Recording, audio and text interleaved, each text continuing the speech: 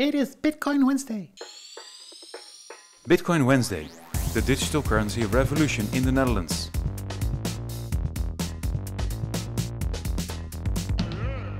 Register using the link on bitcoinwednesday.com.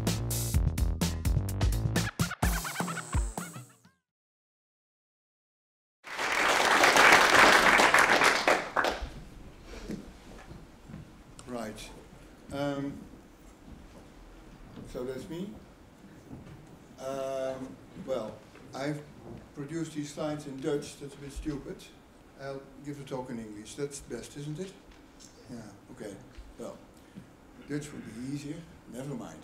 So I try to find out whether or not Bitcoin is money, and I've sort of got stuck in this question. You will find it out. That if it is not clear that I've got an answer to this question. I have 4 of these slides. The first one is about what I thought about it a year ago.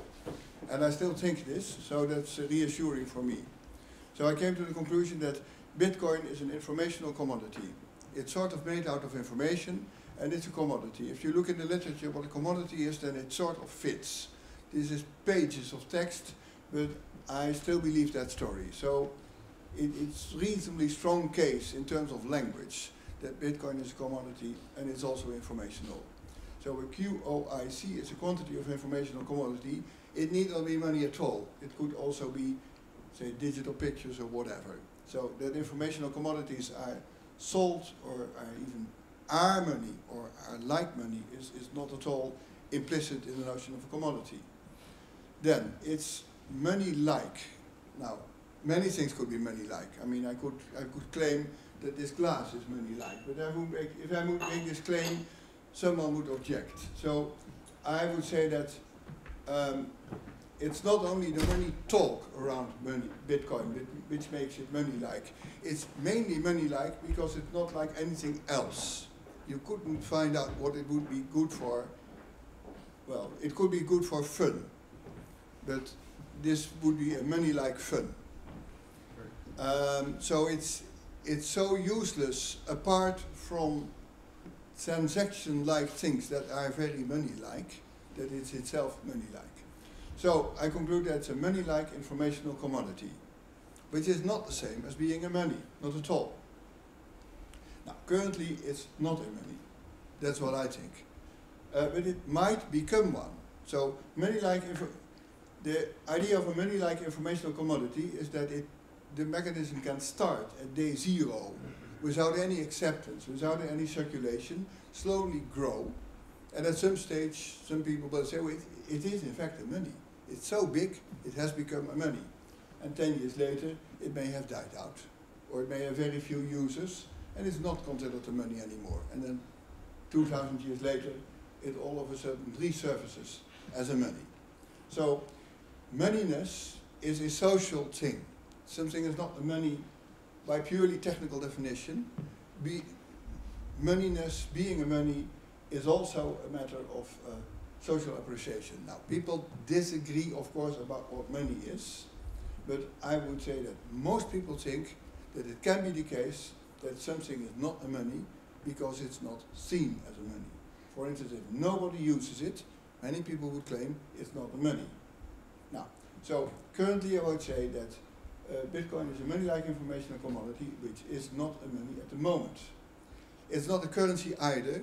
This is a matter of definition. Not everybody agrees, but if something is a currency, it's automatically a money. And being a currency is not a matter of use alone. It's also a matter of being applauded by big institutions like the ECB and so on. So I don't use currency as cash, but I use it as well, one of the interpretations of the term currency in the economic literature. So it's not a currency-like informational commodity, because if it would be currency-like, it would be a currency, because currency is something formal. Now, the advantage of this definition is that it can take into, as I said, it can take into account the fact that things like Bitcoin might become a money. Of course, all these other altcoins are sort of similar. They also start their life like money like informational commodities and may or may not develop into monies. Then, so can we get further? If we want, so now suppose we are interested in the question whether or not it's a money. So okay, it's money-like, but now what? For instance, you might all of a sudden conclude that it may be money-like, but it will never be a money for such and such reasons. Well, why is it not a money? Lack of circulation, lack of acceptance. That may change. Well, so here are just sort of random remarks. I would say it's a candidate informational money in the sense that we expect that it might become a money. It has not yet been totally written off. It's still a candidate. Some people might disagree. In fact, I will claim that I disagree. But I will also claim that I would disagree with this disagreement because that false positive, false negative is an advantage. But I will explain you. Now, it's useful for Islamic finance. I think this is going to be more important. Islamic finance is still more intriguing than Bitcoin. It's much bigger. There's no interest built in Bitcoin. Bitcoin can live very easily in a world without interest rates. And lending Bitcoins is sort of implausible. And lending money is implausible in Islamic finance too. I mean, it's a big mystery how Islamic finance comes around without interest rates. And it's because these people don't really lend one another money. So interest doesn't apply. Well, it's of course a candidate informational currency. It might become a money in such a way that it's institutionalized by something like the ECB, and then it would be a currency. Well, now comes something that is sort of more jargon that not everybody knows. Bitcoin might be what I call an exclusively informational money. And that's what? That's a notion that I introduced with Carl Delay 2 years ago already. It's quite long. I got this idea from my daughter. I have a daughter who works for the public prosecution, and she was talking about Bitcoin, and she claimed that some Bitcoins were stolen. We had a walk in Germany, in a mountain, and then I concluded that this is impossible. Bitcoins can't be stolen. This is just not true, that Bitcoin can be stolen. Everybody has the right to manipulate the system, and if he or she gets control over some Bitcoins, that's legal. I would say it can't be illegal to steal Bitcoin. Of course, unless you apply a physical force on a person. But if you just sit behind your computer, type some keys and so on, and all of a sudden there are these Bitcoins that someone else thought he or she had, there's nothing wrong. Yeah, really. So this is what I would call an exclusively informational money, and this exclusiveness implies that there is no such thing as a legal structure in the world which protects your entitlement to these Bitcoins. It's only the way you deal with the system yourself. You have to make sure that no one gets in control. Stated differently, you can only be in the possession of Bitcoins. You don't own them, because ownership is something that is subject to our legal structures. I mean, if I own a painting and during the night it's stolen, then I still own the painting, but someone else, unfortunately, is in possession of the painting. So I can ask the police to go after this person and to regain possession, hand it over to me, and then the picture has been handed over back to the real owner. Well, in the notion of an exclusively informational money, there is no such thing as a real owner. It would even go even further. You would even want the state to accept the fact that everything about ownership, about possession, is private. It's private information. State has no right to find out who has possession about what. So, now, I so say maybe Bitcoin is an exclusively informational money because I don't want to claim that Bitcoin can't be stolen. It might be understood as an incentive to steal Bitcoins. And that's, well, that's legally problematic, so I don't want to have said that. But the intriguing thing about Bitcoin is, of course, that it could do away with ownership. And ownership is just as much something that binds us to the state and to people we trust. I mean, how ridiculous if you are happy that you don't trust kind of database manager to protect your Bitcoins for you, and then once they are stolen, you run into the next police office and say, go after them, I need you to get my Bitcoins back. I think that you shouldn't trust these police forces either. But if you don't trust them, and you will never trust them, then you have to give up the notion of ownership. Now, so I think that classification of Bitcoin as an ex-IM and exclusively informational money is not needed. I think most people think it's just like ordinary money, and it may be legally risky. But I would say the most intriguing interpretation of Bitcoin is that it's an exclusively informational money, and that everything is allowed, and that Bitcoins can only be possessed, but cannot be owned. Well, let's carry on. Now, I tried to make some further progress on the question whether or not Bitcoin is money. So I will call a money-like informational commodity architecturally adequate if, well, if following the theory about money that you have, or that someone has, in principle it could become a money.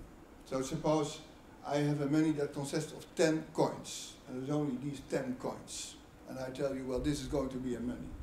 You say, well, it's not going to be true. Only 10 people can have one coin. This is not going to have the circulation that I expect from a money. So these 10 coins may be a money in a world with 5 people, but are not a money in this big world with 10 billion people. So I would say there is something like a notion of being architecturally adequate, which expresses that in principle the thing could be a money. Now, this already is sort of informative, because often you hear people, also economists, say that Bitcoin is sort of naive in terms of its theory of money. It's notorious that these people never say why it's naive, but it's simply claimed to be naive. Well, it's perhaps implicit in the word naive that you can use it that way. But I think economists will write an email that this is naive, and then they will often not tell what is the problem. Now there may be many problems, of course, I'm not complaining about that. I started looking at these things by looking at the economic literature, what it says about money. This is not an easy thing. It's thousands of pages, I have not read all of them, but I've come to a firm conclusion, and this is that the economic theory doesn't even try to define money. They don't try it. It's the philosophical literature where these attempts are made. But none of these definitions are helpful if you want to talk about money, because none of these definitions include how the money originates, where it comes from, who produces it. I think that all definitions about money that don't take into account the full circulation, including the production of money, are flawed. So everything that you read in economic textbooks only lists some properties of money. Well, I think that all of you will agree that the current talk of negative interest rates really cannot be explained unless you take into account structures like the ECB or whatever. There is no such thing like negative interest rates unless you have a full view on the entire cycle of the money. Well, economic textbooks stand out in not taking that into account into the definition of money. And if you do so, then of course the definition of Bitcoin becomes fantastic, because it explains the entire life cycle of the money, which is just unbelievable that you can do this. Well, so I don't think that there is anything naive about Bitcoin, but it might still not be what people want from a money. Perhaps if people want a money to have the property that you can use it to stabilize an economy, then it's fairly obvious that Bitcoin doesn't it doesn't have any parameter that you could screw in order to say boost the economy. What can you do? So if a money is supposed to be a mechanism to manipulate the economy, then probably Bitcoin is not like that. Well, well, there are also many people who say that Bitcoin is not money because it's not sufficiently accepted and the circulation is too small. These people haven't understood the point that it might become money, and that this second problem is not an architectural problem, but a problem of growth, of evolution. So, now my personal view is that Bitcoin has a problem in terms of architectural adequacy. And of course people may disagree with that. So I don't think that it's architecturally adequate, but of course that can be mistaken. I will say why in a few minutes. Well, let's first look at a second notion, because even if it's architecturally adequate, it's still not guaranteed that it will evolve into a money, because there might be other similar structures or mechanisms that are stronger. It's evolutionary adequate if it will successfully compete with all current and future competitors. It can only become, let's assume that there are not going to be thousands and thousands of monies. There might be, of course, we don't know. But if there are only a few monies, say hundreds, and if the structure of geographic monies is replaced by a kind of worldwide structure of informational monies, which have different functionalities rather than different locations, then still it might be the case that Bitcoin doesn't survive for the simple reason that some competitor is stronger.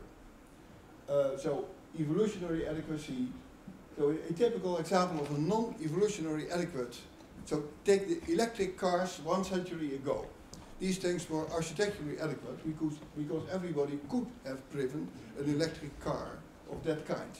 But these electric cars were not evolutionary adequate because the combustion engine cars won out for over 100 years.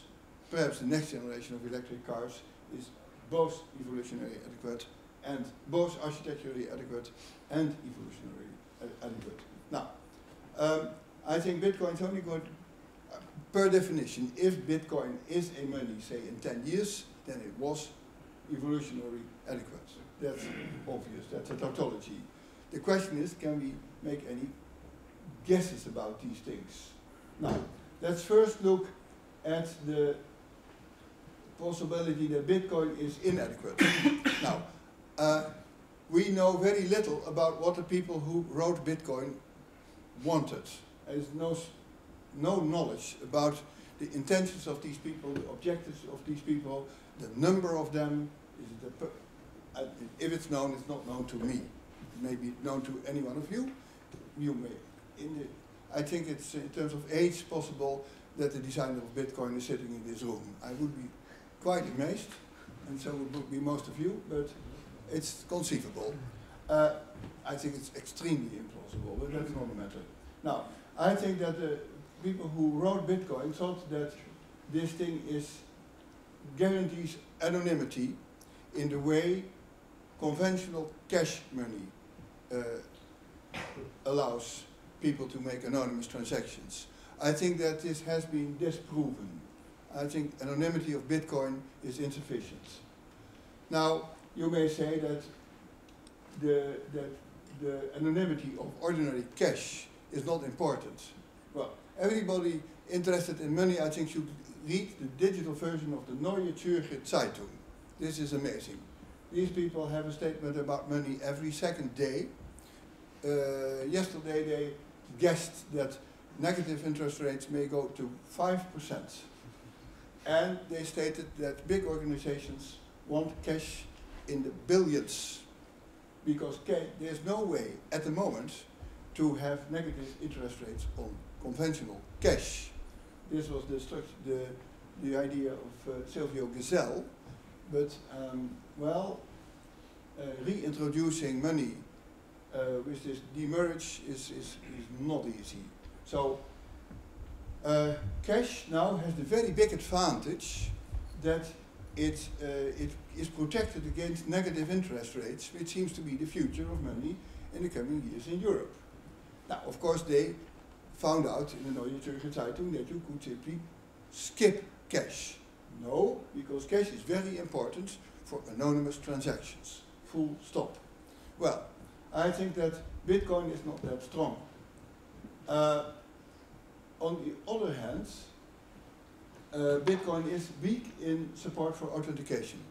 So if you want to buy a house and you want to pay in Bitcoin, well, I think the complete lack of support of authentication, at least of the original system, is a weakness. So I would imagine that on the long run, stronger systems which both improve on authentication and on anonymity will become stronger. And I think that to some extent Bitcoin was more of a proof of concept than well, an established fact. Well, I would guess that if one now produced a version of Bitcoin which clearly improves on both authentication and anonymity, it would get that market. But I don't know. Just a question. Yeah? We just now heard about Stellar. I mean, that will solve maybe then this anonymity thing, because it's a step towards this authentication, right? Yeah, I don't know. I mean, of course, there are many versions of Bitcoin that improve on these things. There's a lot of publications about that. Well, I think one really has. What is important for Bitcoin is that it's used by quite a lot of people, and scaling problems are made visible, and so on. So, I think there is no other thing than that people devise systems which have these properties, and they do compete with Bitcoin and succeed. It's not enough to say that you got the problem solved, and so Bitcoin should sort of step back. It won't work like that. But I would guess that something technically significantly more advanced will be victorious, say, in 10, 20 years. There may be a scaling problem, but probably scaling problems with Bitcoin can be solved. It can itself evolve, but if you buy a cup of coffee, this may lead to an international competition for validation, and that's clearly an overhead for buying a cup of coffee, which is obviously ridiculous. Not ridiculous, which is not, well, it's really not needed somehow. So it's too homogeneous, and that probably should be improved. Well, to what extent Bitcoin can evolve, I really don't know. But I think that most of these systems get at the end of their evolution and then have to be replaced by newer systems. I mean, if DOS could evolve, then we would all be using DOS, but in fact we are not. Isn't it? So, in fact, this is the story that I have. So I would guess that Bitcoin is not architecturally adequate, and it will not win. But still, it might be the case that in 5 years' time it's considered the money. I think that on the other hand, what will certainly happen is that a lot of Bitcoin technology survives. This is no question, I think. A lot of these ideas are going to stay, no doubt. But if they stay, they might well be reconfigured into stronger architectural designs, which are winning against Bitcoin to the extent that the Bitcoins that people possess can't be used anymore. Well, this is of course the intriguing question. If you are in the possession of a Bitcoin now, what is the worth of this thing in 100 years' time? Nobody knows. I think it's also a weakness for Bitcoin that it's not an easy thing to inherit it to your children. It all requires too much attention. And I understand that you should even have a safe and so on, and to have your passwords and so on paper, because it's all risky. Well, that's the end of it.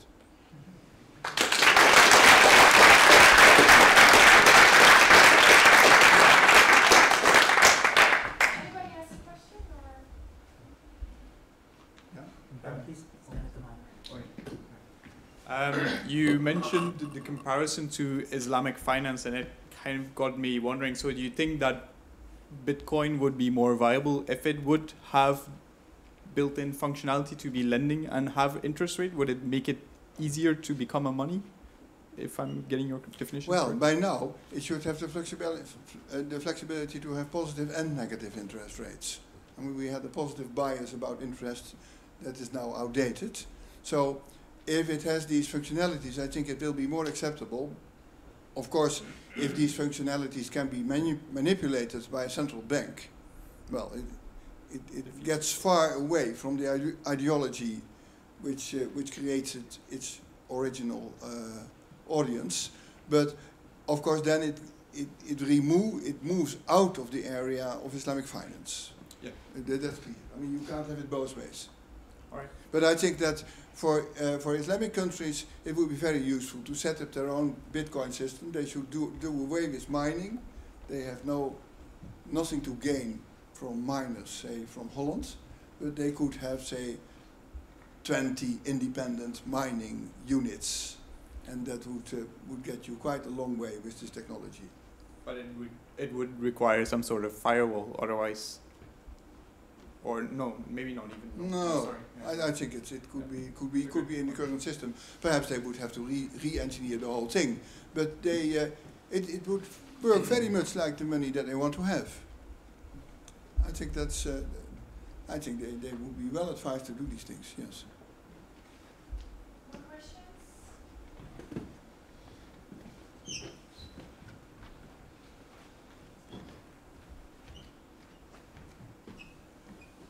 You say that one of the definition of money is that the ECB or central authorities needs to accept the Currency. the currency, Currency, not money. possible currency, candidate currency. Yeah. But the ECB or the centralized authorities will never accept Bitcoin because they're sitting there on their own foot, right? I mean, that's the whole purpose of Bitcoin, is a No. decentralized system without No, I don't. the architecture of Bitcoin. What I've always understood is a decentralized system that no central players can manipulate or modify or do anything about it. It's all decentralized. No, it's So not. you- I don't think that this argument applies. So they can turn gold into currency by putting it on their balance sheet. So it's they could, by simply buying Bitcoin and putting it on their balance sheet, it would become currency. It's an act of will. You wouldn't change anything in the technology, and they wouldn't claim any control. They don't need to claim any control. No, not at all. Just put it on the Just put it on the balance sheet and buy it, and then it has become currency. But this is the same thing with gold. Gold becomes currency by being bought by a central bank. Currency-ness of gold is not a chemical property of the gold, but it's like ownership. It's a legal property of the gold bar. So I think that being currency for Bitcoin would be a legal thing, would not involve any change in the technology at all, and by definition it would turn it into money, although it wouldn't give much circulation. But it would certainly increase the circulation, because it would, for a central bank, then it would also be legal tender. Thank you. Yeah. So then the federal seizure of some bitcoins would amount to, it would then be on the balance sheet of the government that seized the coins, correct? It already is. There's a protocol for seizure. And I think, but of course the problem with it's unclear how to evaluate these things. They want to get rid of them because the value may either go down or up in unpredictable ways. But what I understand is that it's currently treated as a commodity and not as a money, which makes a lot of difference. So if you treat it as a money and you seize it, then all you have to refund is the amount of money in Bitcoin. But if you treat it as a commodity and you seize it and you send it back, you have to refund its current value, which is not a matter. But I think that at the moment legal authorities view it as a commodity, which is an advantage for Bitcoin owners, I would say. Anybody else?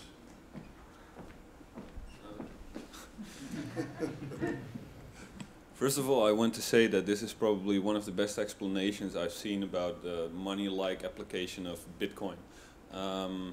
My question is first of all, are you familiar with Aristotle's theory of sound money? And if so, to what extent do you think it's applicable on a money-like informational commodity such as Bitcoin? Yeah, I would be happy if I could say yes. What one can say is that Aristotle's theory went into Islamic finance. There is, as far as I can see, nothing Islamic about Islamic finance. It's Greek finance, so to say. So in around, well, it's true. I mean, the Islamic world imported Greek philosophy, including logic, and Aristotle around 1000, the year 1000, between 900 and 1100. And Aristotle was an opponent to interest, in principle. These arguments I've seen reiterated in Roman Catholic literature, and I do not understand these arguments. But I worked for 22 years in the Department of Philosophy, and I've never understood anything of this philosophy. It's not just Aristotle that I find hard to follow. But this is not a very strong answer. I agree.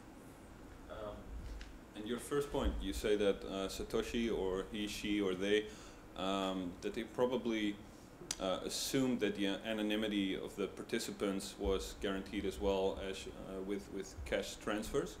But I don't really understand that, because it's clearly a public ledger shared with everyone, so that takes away the anonymity of one part.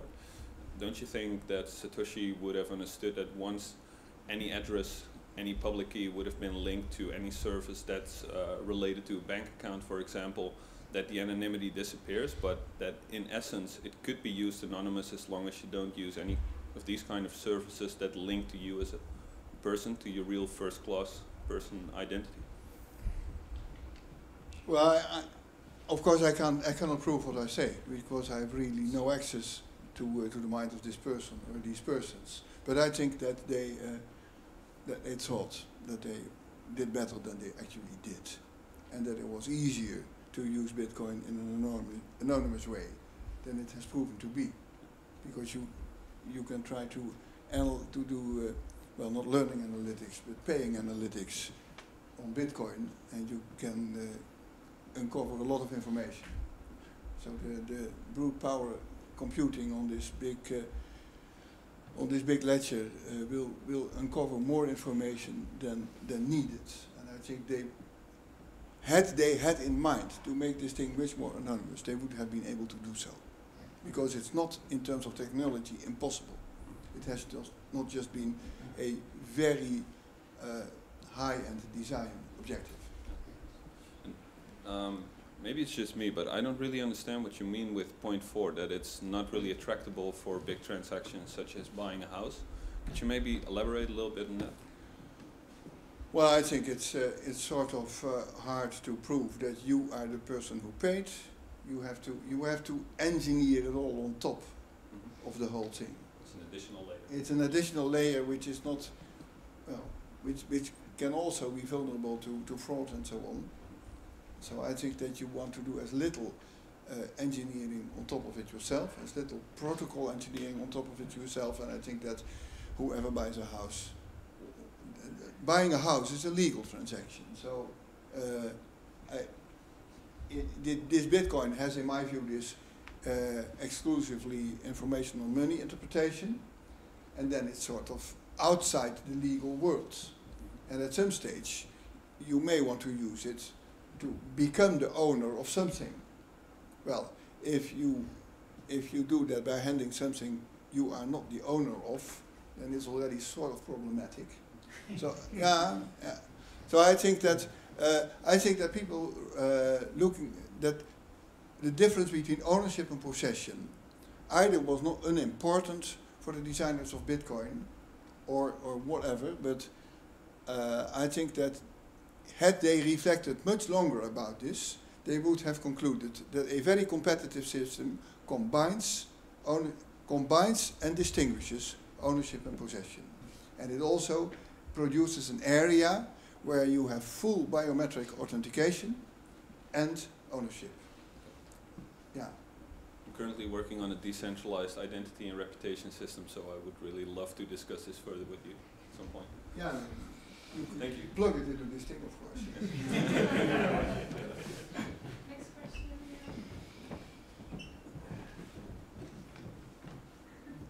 You mentioned some of the drawbacks about making Bitcoin a money. Do you think those drawbacks are specific to Bitcoin or to the blockchain technology? Well, I think specific for Bitcoin. I think that you can engineer so many.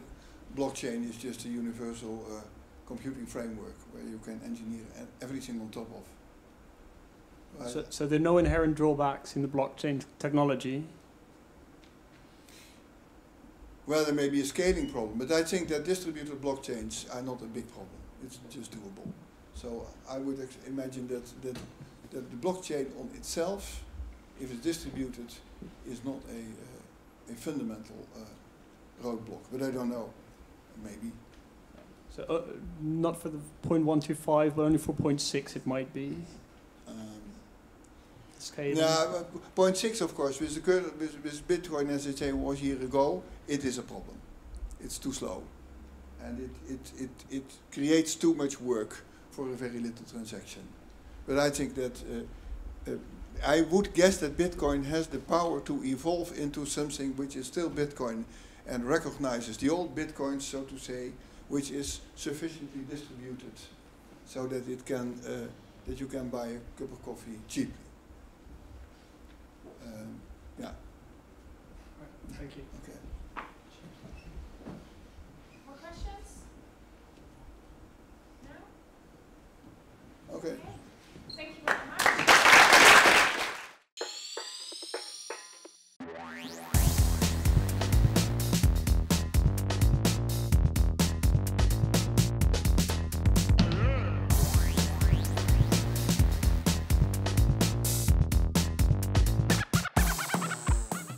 Bitcoin Wednesday.